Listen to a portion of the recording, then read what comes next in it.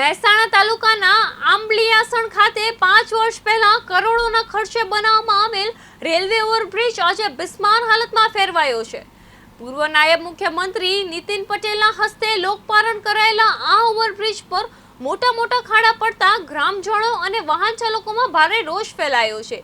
વેપારીઓ, ખેડૂતો, વિદ્યાર્થીઓ અને રોજિંદા અવરજવર કરતા હજારો લોકો માટે મહત્વના આ બ્રિજ પર વારંવાર સમારકામ કરવામાં આવ્યું હોવાનું દાવા છતાં હાલત યથાવત રહેવા કામમાં ભ્રષ્ટાચાર થયાના આક્ષેપ ઉઠી રહ્યા છે। સ્થાનિકોના જણાવ્યા મુજબ ખાડાઓના કારણે વાહનોના ટાયર પંચર થવા, અકસ્માત સર્જાવા અને આર્થિક નુકસાન સહન કરવાનો વારો આવી રહ્યો છે। ગ્રામજનોએ તાત્કાલિક ગુણવત્તાયુક્ત સમારકામ તેમજ સમગ્ર મામલે નિષ્પક્ષ તપાસ કરી જવાબદારો સામે કાર્યવાહી કરવાની માંગ ઉઠાવી છે।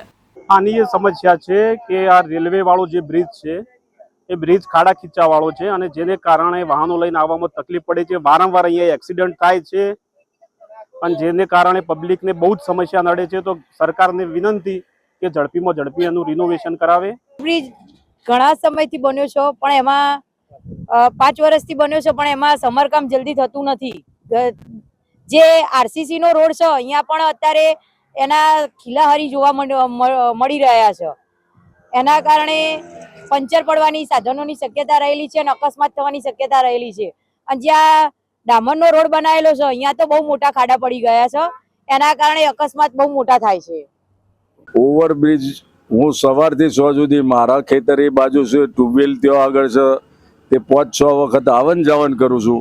ઓવરબ્રિજ ઉપર એવા મોટા ખાડા પડેલા છે, ખીલાશ્રી સીસી કરેલું હોય ત્યાં ખીલાશ્રી બહાર નીકળેલી છે પણ આનું કોઈ જોવા વાળું નથી અને લોકો ત્યાં ભટકાઈને એક્સિડન્ટ થઈને એક્ટિવા વાળા મરી જાય છે, બાઇક વાળા મરી જાય છે, ગાડીઓ બબે અથડે છે પણ આના પાછળ કોઈ પગલો ભરવા વાળું નથી ને કશું આરએનબી કશું કરતી નથી। આ આંબલિયાસણ ઓવરબ્રિજ જે બનાવેલ છે સાહેબ, એ આંબલિયાસણનો ઓવરબ્રિજ 35 થી 40 ગામને સુવિધા લગતો બનાવેલ છે ને એના વળાંક પણ લોબા આપ્યા છે, એની લંબાઈ પણ મોટી ઘણી લાંબી આપેલી છે અને એને જ્યારે બનાવ્યો ત્યારે કોઈ પણ અધિકારી કક્ષાએ કોઈ ધ્યાન દેખરેખ રાખેલ નથી અને જે તે કોન્ટ્રાક્ટરો હોય કે જે તે બનાવનાર હોય એ લોકોએ જે તે ટાઈમે બનાવી દીધેલો છે અને એના પછી તો લગભગ ઘણી વખત રોડનો ખાડા પડી જવાથી, ખાડા ખૈયા ટેકરા પડી જવાથી એના અંદર જે તે સાધનો નીકળે છે એનું સ્ટીયરિંગ ઉપરનો કાબુ ડ્રાઈવરો ગુમાવે